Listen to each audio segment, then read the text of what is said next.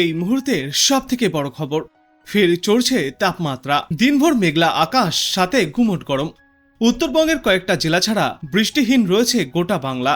গতকাল রাতের দিকেও ভারী বৃষ্টিপাত হয়েছে উত্তরবঙ্গের বেশ কিছু জেলায়। উত্তরবঙ্গে ইতিমধ্যেই প্রাক বর্ষা প্রবেশ করে গিয়েছে, তবে দক্ষিণবঙ্গে এখনো পর্যন্ত বর্ষা ঢোকেনি। কবে থেকে বৃষ্টি শুরু হবে কলকাতা সহ গোটা দক্ষিণবঙ্গে, কি বলছেন বিশেষজ্ঞরা, চলুন দেখে নেওয়া যাক বিস্তারিত। আবহাওয়া দপ্তর সূত্রে জানা গিয়েছে, আজ বৃষ্টিপাত হতে পারে দক্ষিণবঙ্গের কয়েকটি জেলায়। আগামী 6 তারিখ পর্যন্ত রোজই ঝড় বৃষ্টির পূর্বাভাস দিয়েছে আবহাওয়া দপ্তর। দক্ষিণবঙ্গে আজ উত্তর 24 পরগনা, দক্ষিণ 24 পরগনা, পূর্ব মেদিনীপুর, হাওড়া, কলকাতা, হুগলি, পুরুলিয়া, ঝাড়গ্রাম, পশ্চিম মেদিনীপুর, বাঁকুড়া, পশ্চিম বর্ধমান, পূর্ব বর্ধমান, বীরভূম, মুর্শিদাবাদ এবং নদিয়ায় ঝড় বৃষ্টিপাত হতে পারে। অর্থাৎ দক্ষিণবঙ্গের মোটামুটি সমস্ত জেলাতেই আজ বজ্র বিদ্যুৎ সহ হালকা থেকে মাঝারি বৃষ্টির সম্ভাবনা রয়েছে, তাই জারি করা হয়েছে হলুদ সতর্কতা।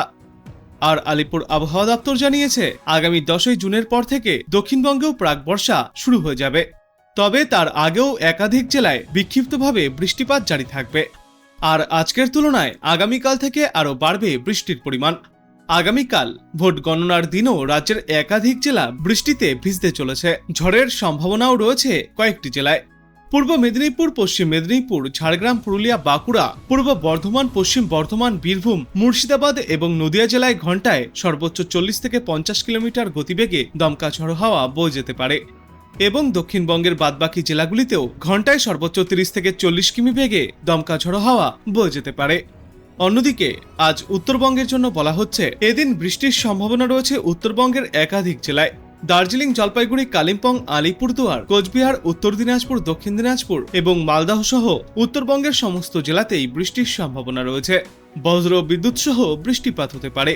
কিছু কিছু জেলায় উত্তরবঙ্গে প্রতি ঘন্টায় সর্বোচ্চ 30 থেকে 40 কিমি বেগে দমকা ঝড়ো হওয়ার সম্ভাবনা থাকছে, তাই উত্তরবঙ্গেও জারি থাকবে হলুদ সতর্কতা।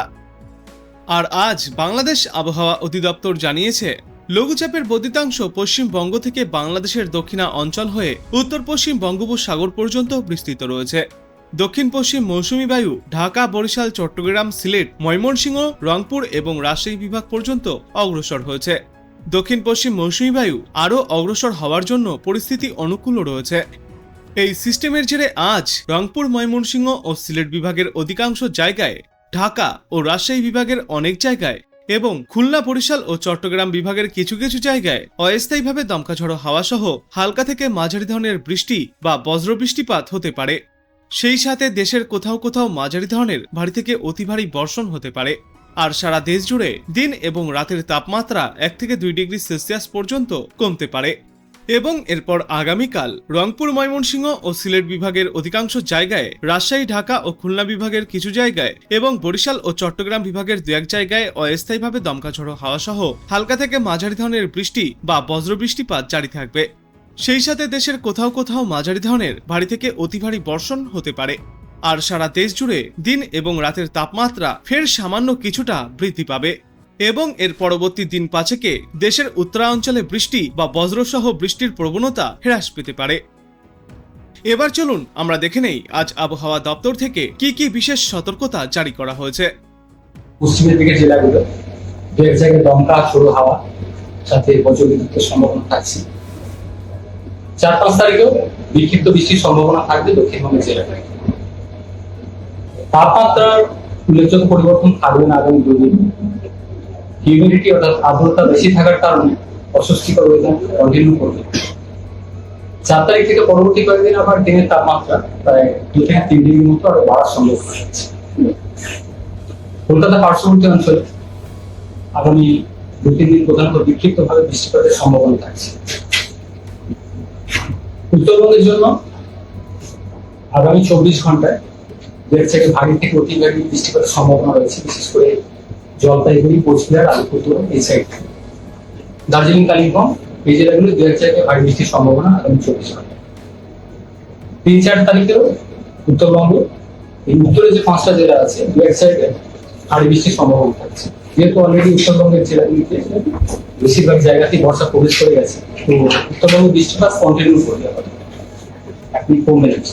তাপমাত্রা খুব একটা উল্লেখযোগ্য পরিবর্তন থাকবে না উত্তরবঙ্গের জেলাগুলিতে। এখনই বর্ষা ইমিডিয়েট আগামী 5 দিনের, পরবর্তী সময় আপডেট আরো জানাবো। জেনারেলি 10 তারিখের পরে থাকে। কলকাতার ক্ষেত্রে আগামী 2-3 দিন প্রধানত বিক্ষিপ্ত বৃষ্টিপাতের সম্ভাবনা থাকছে। তাপমাত্রা সর্বোচ্চ কলকাতার ক্ষেত্রে 35 ডিগ্রির কাছাকাছি থাকার সম্ভাবনা, সর্বনিম্ন 28 ডিগ্রির কাছাকাছি। দিনের তাপমাত্রা আগামী 2 দিন খুব একটা চেঞ্জ নেই, তারপর আবার একটু বাড়বে 2 থেকে 3 ডিগ্রি দিনের তাপমাত্রা। আর্দ্রতা বেশি থাকার কারণে অস্বস্তিকর ওয়েদার কন্টিনিউ। ভারী থেকে অতি ভারী কিছু সম্ভাবনা থাকছে জলপাইগুড়ি, কোচবিহার, আলিপুরদুয়ার এই জেলাগুলো রয়েছে। আর দার্জিলিং, কালিম্পং ভারী বৃষ্টির সম্ভাবনা থাকছে। 3-4 তারিখে উত্তরবঙ্গের উত্তরে 5টা জেলায় 2-1 জায়গায় ভারী বৃষ্টির সম্ভাবনা থাকছে। বৃষ্টিপাত উত্তরবঙ্গের জন্য কন্টিনিউ করবে, যেহেতু বর্ষা অলরেডি প্রবেশ করে গেছে।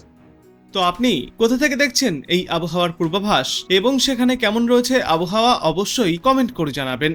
ভিডিওটায় একটি লাইক করবেন আর পরবর্তীতে এমনই গুরুত্বপূর্ণ খবরগুলিকে সবার আগে দেখতে চ্যানেলটাকে সাবস্ক্রাইব করবেন। ধন্যবাদ।